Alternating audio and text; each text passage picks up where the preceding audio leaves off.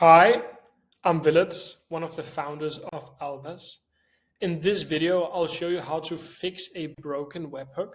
So if you send over a test request from Klaviyo and you see that there is an error and the AI didn't generate an email, or if you're inside Klaviyo and you click send test request and you see this error up here, then this guide is just for you.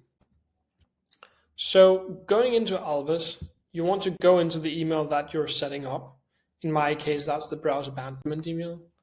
Then you'll go into texts, turn on integration mode, and right here where you've copied the JSON body, you want to click set up custom webhook.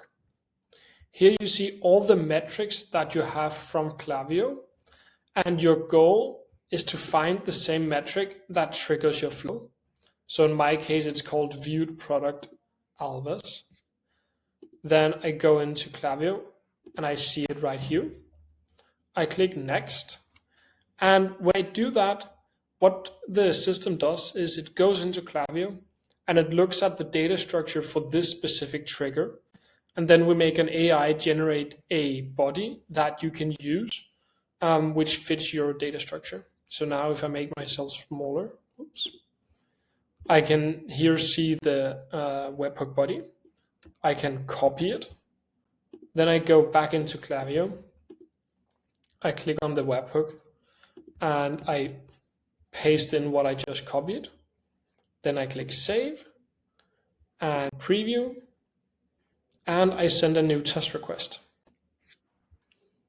This one should hopefully succeed.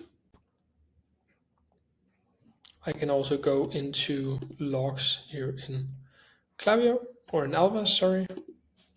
But yeah, going into Klaviyo, it says successfully sent the webhook.